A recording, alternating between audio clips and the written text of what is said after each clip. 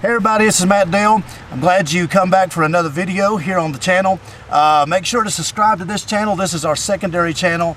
Of course, we got the main channel, which is Dale Outdoors, so go over and subscribe to that if you haven't already. But here we're just going to try to break things down really simple for a lot of folks. You know, for years on Dale Outdoors, I've been doing a lot of advanced turkey hunting tactics and teaching some deep diving stuff.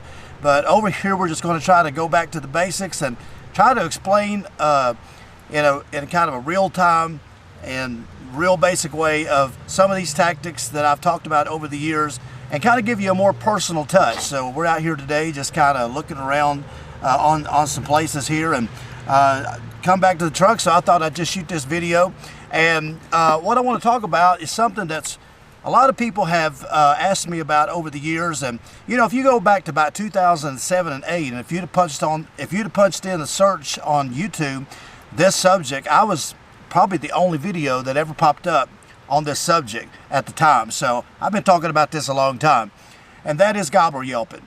You know, when we talk about gobbler yelping, it surprises a lot of people, especially new turkey hunters. They don't know what you're talking about. But you know, guys that's been doing this a long time, like myself and a lot of the old timers that's older than I am, we knew about gobbler yelping, and they taught me about gobbler yelping, because gobbler yelping was a very, very great tactic that a lot of fall turkey hunters used, and it's really, really good if you fall turkey hunt in the fall when gobblers are grouped up with other gobblers. But it can be effective in the spring also. And where I use gobbler yelping is when I'm dealing with hinned-up gobblers. When I deal with hinned-up gobblers, that's hinned up like, you know, they mostly are around most turkey seasons when they open around the country. When turkey seasons open, a lot of times the gobblers are already hinned up. So when I find a gobbler that's out there and he's just kind of hinned up with 3 or 4 or 5 hens, and if I'm calling to the hens and that's not working, and I can't get that lead hen fired up, because sometimes it just don't work, sometimes it does, and we've talked about that over the years, then I'll pull out another trick and I'll start gobbler yelping. And I'd love to do it on a box call. You can do it on a mouth call or a slate call, but a box call really is probably the best tool to gobbler yelp when you can get it down. And it's really simple, and all you're doing is just lengthening out your yelps and making it about 4 to 5 yelps. Instead of a hen, you know, here's what a hen yelp sounds like. You know, we all know what a hen yelp sounds like, and that's kind of a more higher pitch, faster cadence. But a gobbler yelp, he'll yelp just like a hen does, only his is a lot slower and a lot more raspier, and it's sort of like this. And all you're doing is taking your box call and lengthening out your yelps. That's it, and you're doing it about 4 to 5 times.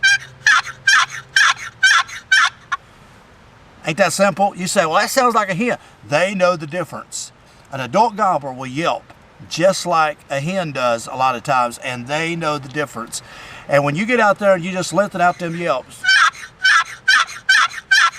4 to 5, you know, times, they know. You know, back in the days when box calls were kind of like a huge thing, which they still are, but back in the day, back in the 70s and 80s, you know, man, everybody had a box call and everybody used the box call.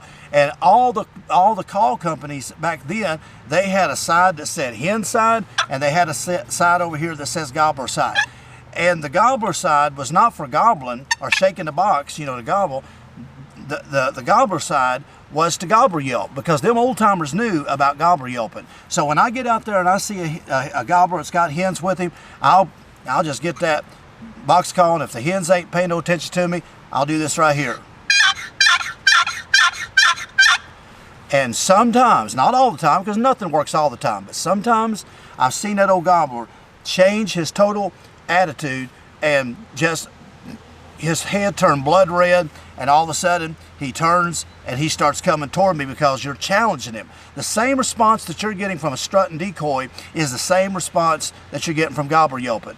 You're challenging the pecking order. You're challenging that gobbler, and he knows the difference. And sometimes he'll turn and start coming your way just a little bit to see, you know, what are the gobblers coming in to try to steal his ladies.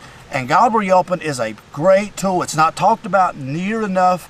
It's kind of a forgot about call, but I've been doing it for years. I have called gobblers away from hens and be able to harvest them just by Gobbler yelping to them. Now, does it work all the time? No, nothing works all the time, but it's a trick in my tool bag, you know, tricks that I'll pull out and I'll try it, and sometimes it don't disappoint me.